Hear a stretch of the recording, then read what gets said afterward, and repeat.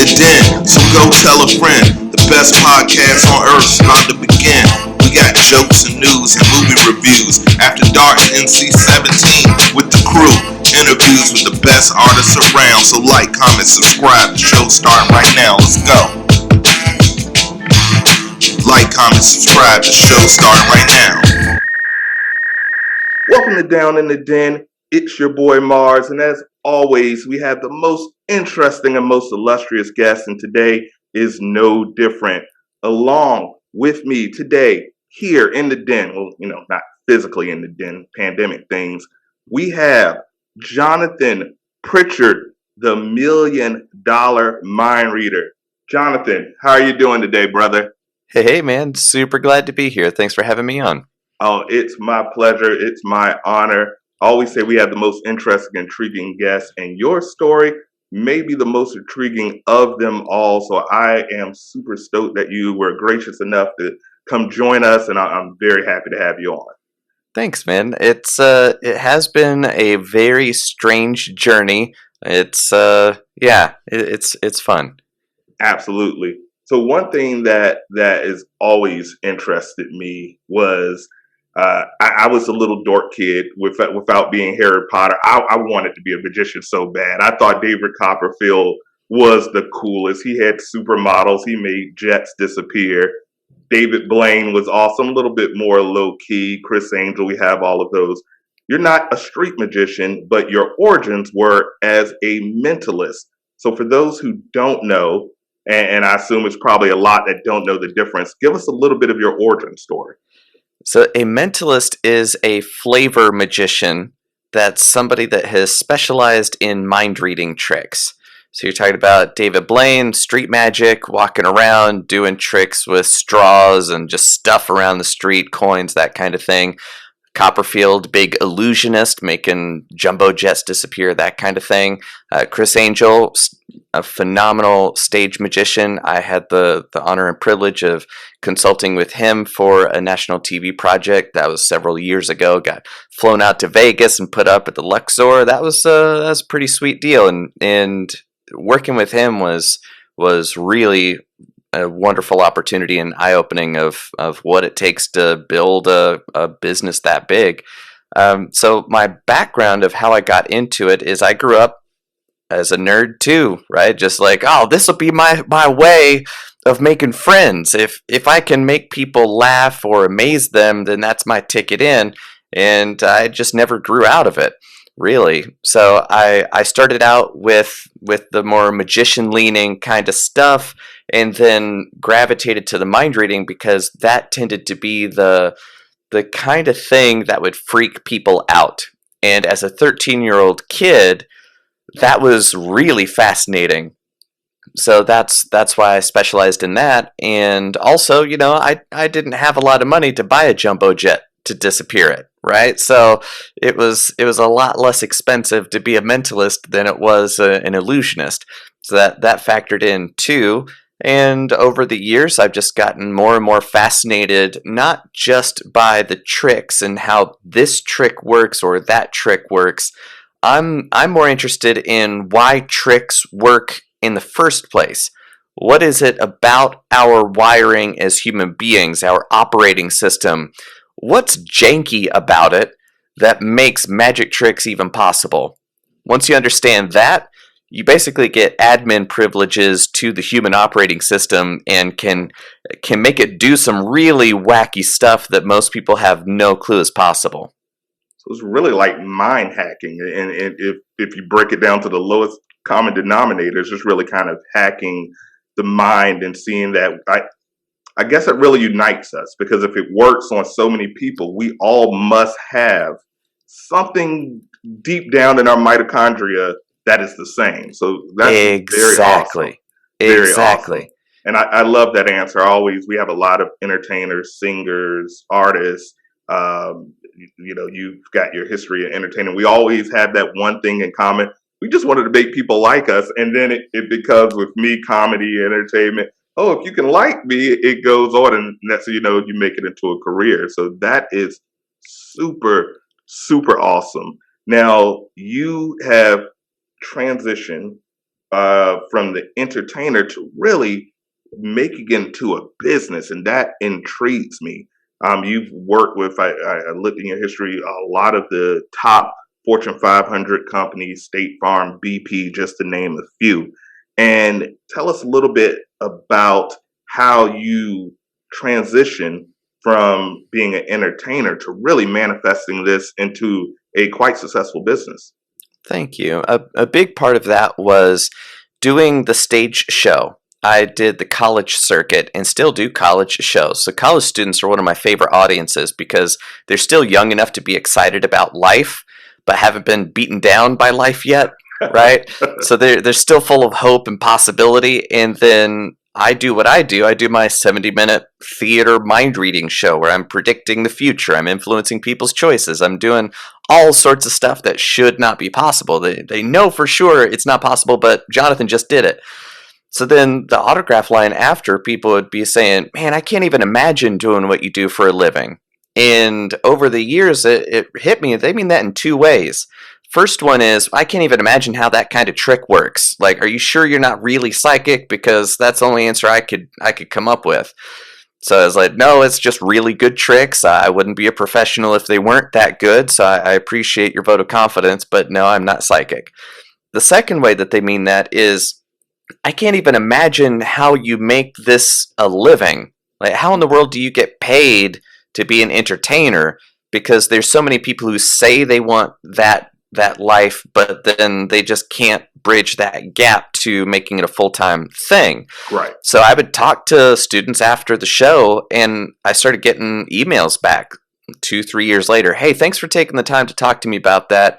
Totally changed my mind, and here's what I've been doing, and it's all because of that conversation. I don't know if you remember me or not. I just needed to say that. And I'm like, man, this stuff is valuable, right? Like, it's having some impact. Oh, okay, this isn't just tricks and laughs. This is really strong stuff. Then I started thinking about my own path. Growing up dirt poor, grew up in a trailer park, literally on a dirt road, and now I'm working with the best of the best. That's not an easy path either. So I started realizing that all the psychology that I use on stage, I had already used in my own life and my business to make it be what it was. And that wasn't something that was very common. Not a lot of people had the same experience as I did, mentors, all that kind of thing. So I started realizing, okay, I'm morally obligated to share this with the world and to share my ideas of how to think about opportunity, how to build connections and networking and finding opportunities. Hint, you don't find them, you make them. So all those kinds of things, I started to realize I'm sitting on a gold mine to empower other people to, one, give themselves the freedom to dream bigger, unleash their imagination, because I can't even imagine doing what you do. Well, then what are your chances of doing what I do? Zero.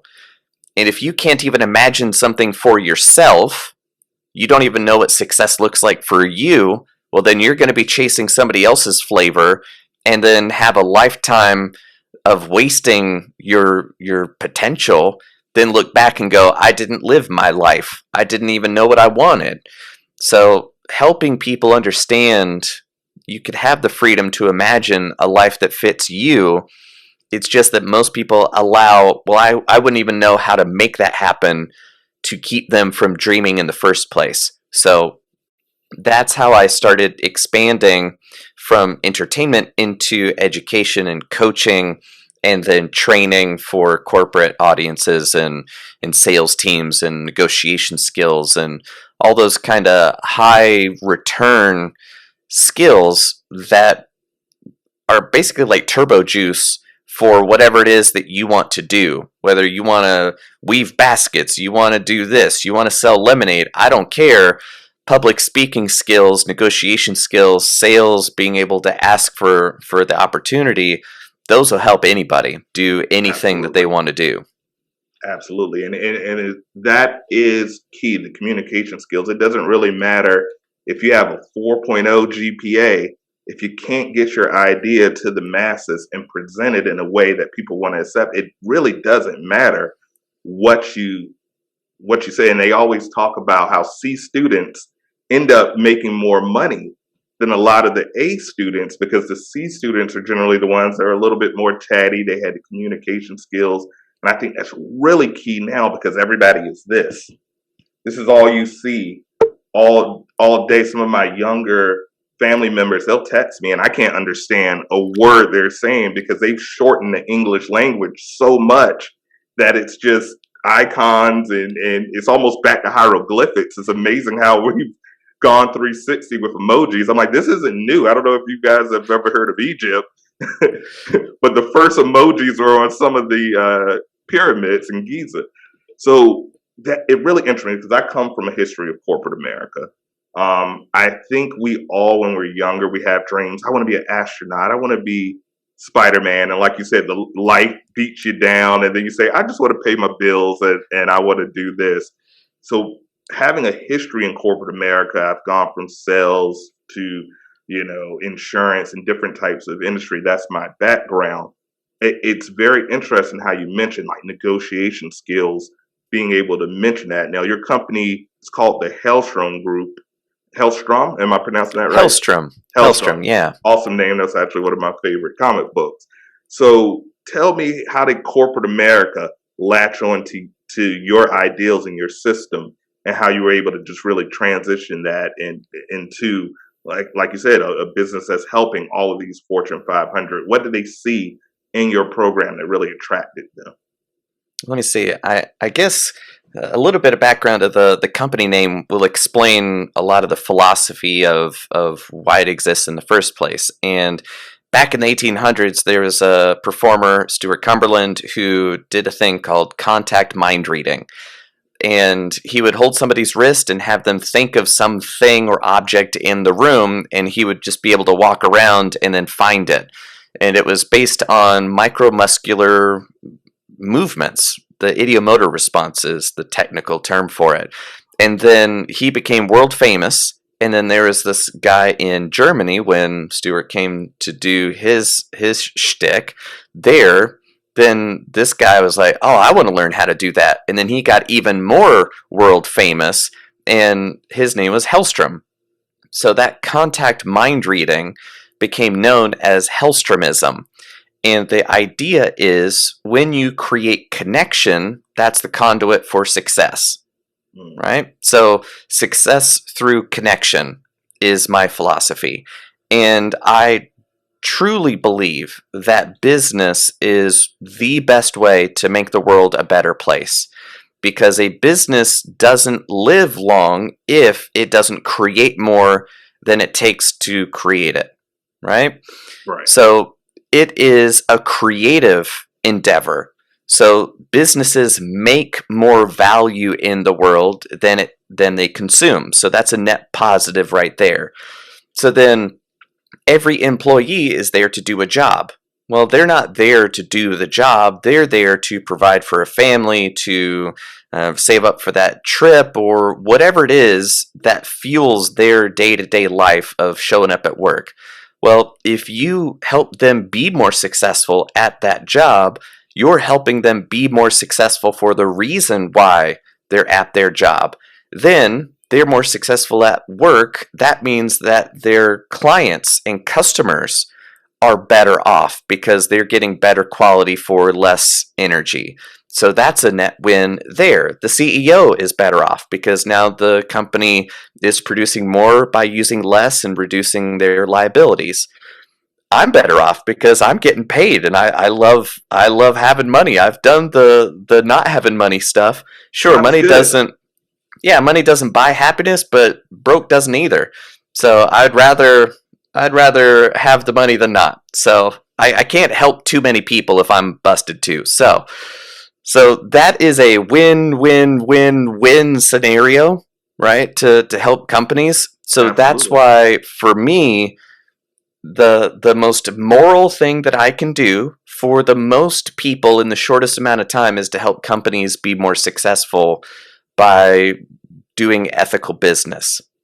So I think that is what attracts my clients to my work is recognizing that the grind, the effort is often the result of a bad understanding of human communication. But when you truly understand how to connect with people, which I've done every day since I was 13 years old, my first paid gig, I've got more stage time than almost anybody else alive. I've connected with more people in person than most people alive. So I know how it works, and it's a science because, like you touched on earlier, it works all over the world. It doesn't matter where you grew up. I don't care. We're going to be friends. So that is at the core of my work is I genuinely want to help more people, and business is the best way to do that. I love your mission statement, and I really do, and I can tell. Right now we've been talking 15 minutes, and I'm already like, oh, this guy is great. This guy is awesome. So you're good at what you do, and just the mind. I'm a weirdo, and I always used to have questions like, how does a baby learn to laugh? Doesn't matter the culture. Doesn't matter where they're from. It doesn't matter what time period. If it was in the 20s, if it was in the 20s, or if it was the 2020s, a baby just naturally laughs. So there's something in us that I really feel unifies us as a species. And one thing that for me has always helped was laughter. So we have interviewed a lot of people, in the current host of America's Got Talent, Terry Crews. We interviewed his wife not too long ago. She's a singer. And I come to find out that you've been on America's Got Talent, which is one of my awesome shows. So what was that like? How is that being on more than a national stage, really a global stage? How did that feel, and what was that experience like for you? It was basically every emotion simultaneously. It was terrifying, it was exhilarating, it was exhausting, it was frustrating, it was fantastic. Basically, the whole spectrum of human emotion crammed into one experience. So I went through several levels in Chicago, where I was based at the time, and then got invited to go to New York for the taping in front of the judges, and got out there and put a paper bag over Nick Cannon's head for the routine, and it was a lot of fun and very educational about mass communication and how television works and the nature of reality and reality television, that even though it is true, it is not accurate, right? So there's just so much to it that that could be a whole master's class conversation about the nature of broadcast medium and reality and how those two will never meet, right? Even now, you and I are on screens. That's not us. Those are pixels. And even then, those are just light emitting diodes, right? So there's not a tiny person in my television. So even if it's a documentary or it's just a webcam 24/7 on me in front of my desk, that's still not reality. So there's just meta layers of meaning, and that's a fun rabbit hole. It is. It's deep. It is deep. I always said I'm a YouTube victim, where I'll start looking at something that's interesting because I'm attracted to concepts. It doesn't really matter what the movie is about or who wrote it. If the concept is interesting, that's what attracts me, and that what makes me go down to the rabbit hole. And before I know it, it's 3 in the morning, and I'm reading something about Aleister Crowley, and I'm like, how did I get here? I just wanted to learn why rabbits like carrots, but that's where you're at. Yep. One thing I've noticed with you, and like I say, you're very, very personable, which I know that's the biggest fear, being able to talk in front of. They did a actual survey. Death was number 3. Public speaking was number 1, which for someone like me, I've always been able to speak publicly in front of a crowd, no problem. So for me, I don't get it. I don't see the big deal, but it's a huge fear. So many people I talk, talented people, artists, ask them, hey, what do you prefer, performing or in the studio? And a lot of them will say in the studio. I get nervous in front of people. Was that something you always had, or was that an ability that you learned and put the work in over time? Definitely a skill. I am an introvert. I love being by myself, not being in a crowd. I hate being in crowds. I would much rather be on stage in front of a crowd because Mm, that's my wheelhouse, that's my office. I know exactly what to do. People bring me in, I know the deal. But I've learned outgoing behaviors because those are the ones that get me everything that I want. So I learned to be outgoing, even though my preference is to be introverted. So mm. there's the wiring and behavior, and those two don't have to dictate one or the other. So for me, my preference is to be solitary, see nobody, but I've learned how to connect with anybody. It's a skill. So oftentimes people use I'm an introvert as an excuse to let themselves off the hook for building opportunity and connections and then blame the world for not catering to introverts. It's like I don't care. Like Yeah, the it's never going to universe, cater for right. introverts unless you make a Well, couple billion where you can make your own little planet. right, exactly. And that's the thing is that so many people confuse introvert with not taking action. So they don't want to go anywhere. They don't want to say anything. They don't want to talk to anybody. They don't want to do anything and then wonder why nothing gets done. So introvert is often, well, I they should just recognize what kind of a genius I am.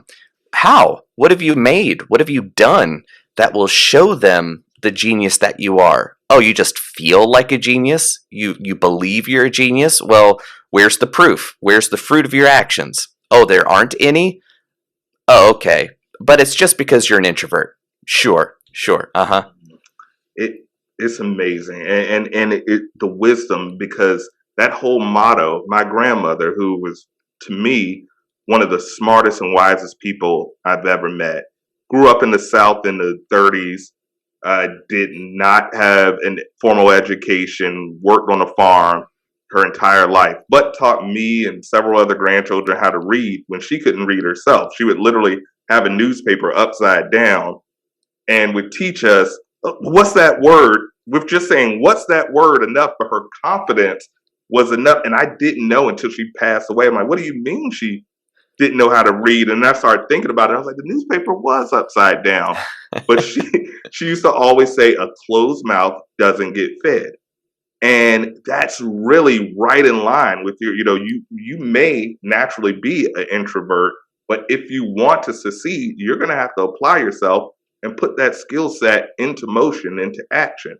And that really leads on a perfect segue into my next question. We know you do consulting for firms and, of course, your entertainment side, but you also do a lot of public speaking and really helping individuals really learn how to unlock their powers and abilities to do that. Tell us about that aspect of your career, doing the speaking out there to really give people these life tools that they can use into their own life. And if you've written several books about it, tell us about that side of your career. Yeah, a big part of that came because I realized not everybody works at BP. Not everybody works at United Airlines. Not everybody works for the Ronald McDonald House. So if you don't work at those companies, how in the world are you going to find this kind of information? So I needed ways to get the message out to people who are interested in this, but may not have the chance to see me do what I do in person. So that's why I started writing the books that are all focused on motivation, mindset, just kind of activating your potential, because potential doesn't do anything. The universe only cares about kinetic. So what have you done? What are you doing? What actions are you taking? And the mindset that you have can either empower you or disable you from taking that action. So in order for you to be successful when I'm gone, then I need to fix the root, which is the mind.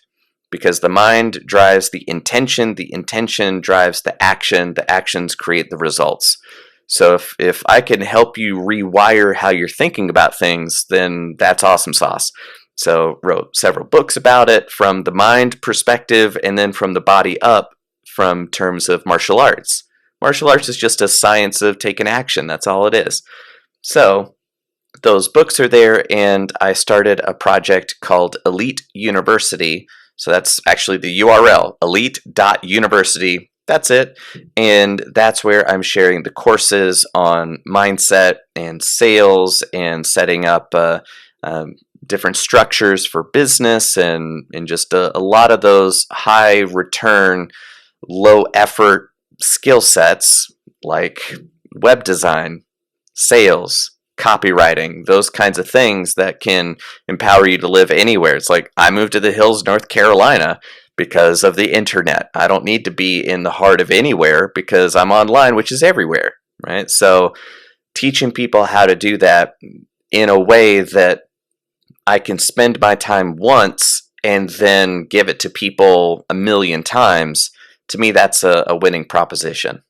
Absolutely. And that's also a constant theme. We have independent artists on all the time. And I love when I was growing up, and I'm an 80s baby. So if you wanted to be in the entertainment industry, you had to move to New York or you had to move to Los Angeles. If you wanted to be a stand-up comedian, which was my dream when I was growing up, my teachers would give me 5 minutes at the end. Like, if you shut up, we'll give you 5 minutes. And I would have a whole set, but you had to move to New York and you had to go into clubs and you had to live in your car probably and you had to do this and that and that. And then maybe if you're lucky at 45, you get discovered and someone to give you a sitcom.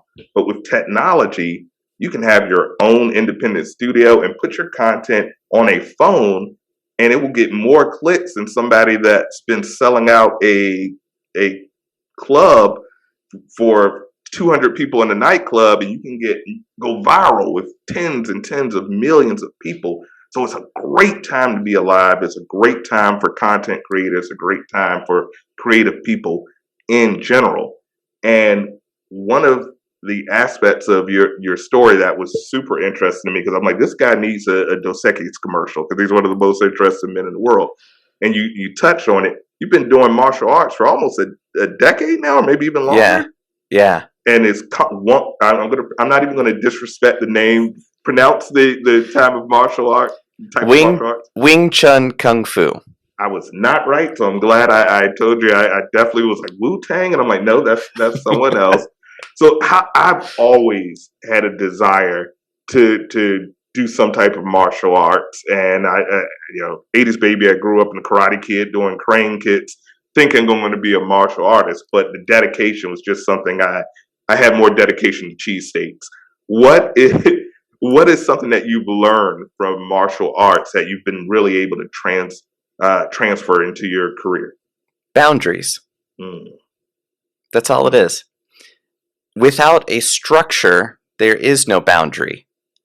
Most people don't have structure to their life and therefore have no boundary there in the first place, nor could they maintain a boundary if they could make it, nor could they manage it effectively without hurting somebody who's trying to breach that boundary, even if they could maintain it. So it's kind of like martial arts is the science of aligning the human pattern to reality. That's all it is. You've got physics, gravity, momentum, those universals that apply everywhere at all times. Okay. You've got the human body pattern is relatively the same. Bilateral symmetry, the wrist is south of the elbow, that kind of thing. So there are more effective and less effective strategies, approaches to aligning the human pattern with or against the universal forces of mass, momentum, gravity, that kind of thing. That's all it is. So the more effective you can be at building your structure in space, obeying those laws, maintaining your structure becomes effortless because you've got the universe helping you. It sounds like woo-woo stuff that you would get from a store that sells crystals, But it's one of those things that will punch you in the face if you try to ignore it. And that's what I like about martial arts is you get real quick feedback on whether that strategy was effective or not based on how much your nose is bleeding. Like nothing else loves you enough to punch you in the face that fast, right? So you don't have a lot of room for woo-woo stuff when your face is on the line. So it's a really good crucible to teach you strategies that help you navigate reality. Then you start seeing those same strategies play out at an emotional or intellectual or interpersonal dynamic. And all those are more abstract and therefore difficult to manage when you have less control over the base physical layer. So learning how to manage yourself in space and time in relationship to and with others gives you that foundation of clarity in other situations and business dynamics and anything else. Wow. You are almost Bruce Wayne. Without all of the tragedy, you are almost Bruce Wayne. That is pretty awesome. So Thank you. For those out there, all my den mates, they're going to be tuning into this. I know you guys, you say, Marz, you always give us something. You always give us something. So Jonathan has been gracious enough to give us a little taste. So I told him I'll be his huckleberry. I'll be his guinea pig. Whatever he wants to do, he's going to give you an example of this mentalism ability that he's mastered over years. And I'm a little nervous because we did not rehearse this. And Jonathan, you can confirm that we did not rehearse this. So yes, so we're going to do something right now. I'm going to be his guinea pig, and we're going to see some of the powers of mentalism and how this can be used. So you got it. Yeah, and likewise, I didn't ask you to just go along with it. You genuinely have no clue what's about to happen either. We didn't set this up and I wink and nudge and say, just say zebra, nothing like that. So this is all happening in real time, that kind of thing. Got it. Absolutely.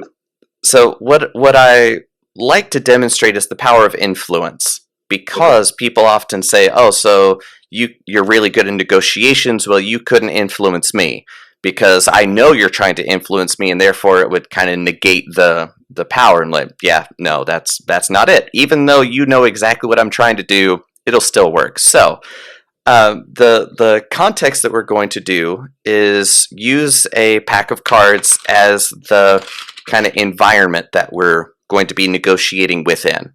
Right, okay. So we're not negotiating for $1 million. It's just that my reputation is on the line here, right? And for the listening audience, you can see that I'm shuffling the deck, all that kind of good stuff. So basically what I'm telling you is that you're going to stop me on the 6 of diamonds. That's it. No matter what, you're going to stop me on the 6 of diamonds. And I can shuffle again if you want me to. It doesn't matter, because I will still have you stop me at the 6 of diamonds. Do you want me to shuffle? Yes, let's go ahead. Even though I saw you shuffle, we'll go ahead and give it one more shuffle. All right, one more shuffle for you. There you go. Are you happy now? I am satisfied. This has been double shuffled, folks. So I'm nervous. Let's go. Perfect. The game here is that the flow of time only goes forward. There's no going back.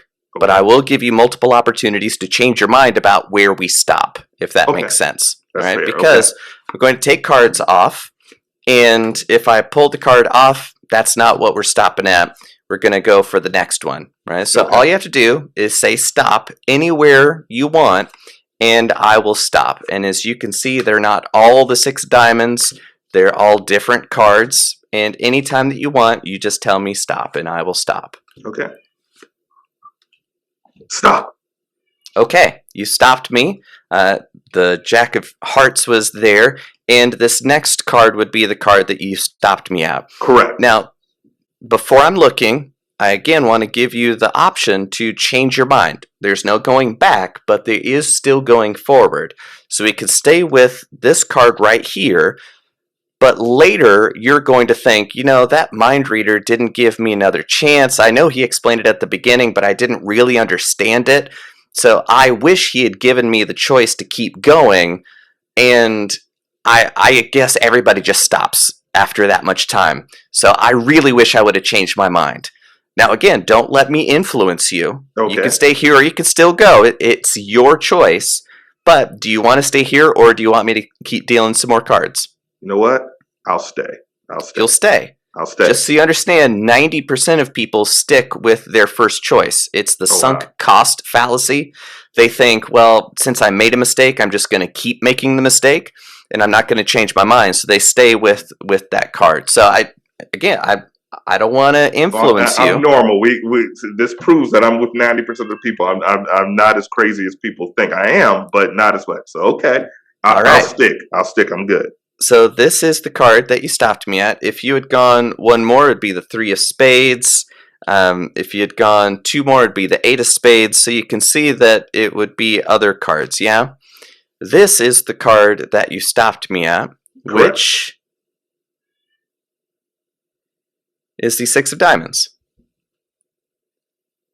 This is the part where generally the audience would get up and run, but because I'm in my studio, I can't get up and run. So maybe I can add something in post. Holy hell. Holy Hellstrom. Holy hell. Wow. Right? That's mentalism. I didn't have you pick a card and then find it in a flashy way. It's just, I know it's going to happen, and I help you make it happen. Wow.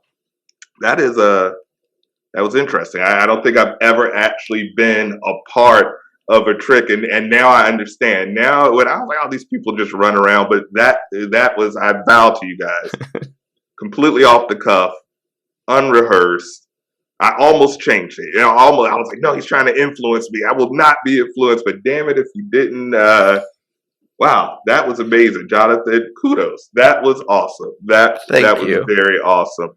So, Jonathan, this has been a pleasure. This has been a treat. I have had a blast. I have learned so much. I know the D.E.N mates have learned so much.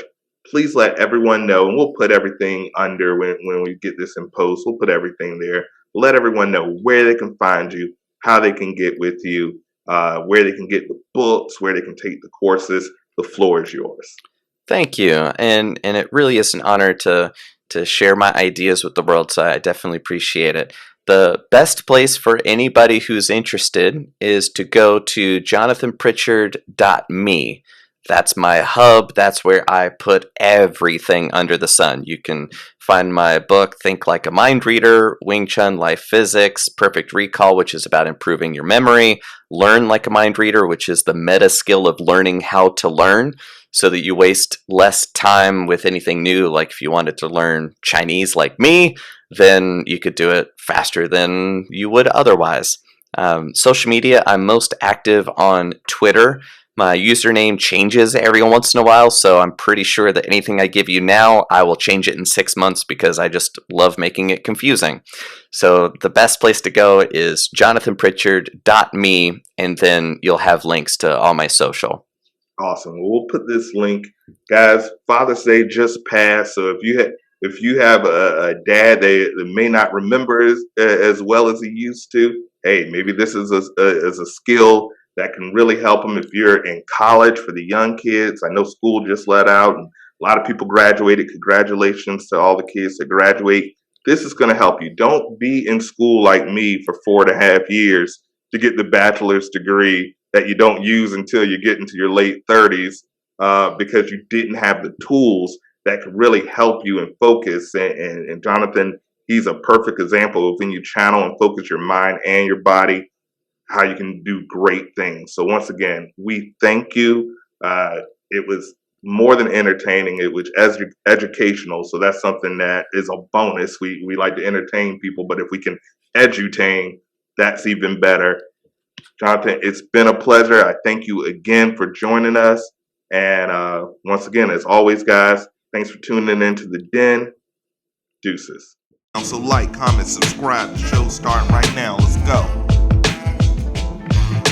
Like, comment, subscribe. The show's starting right now.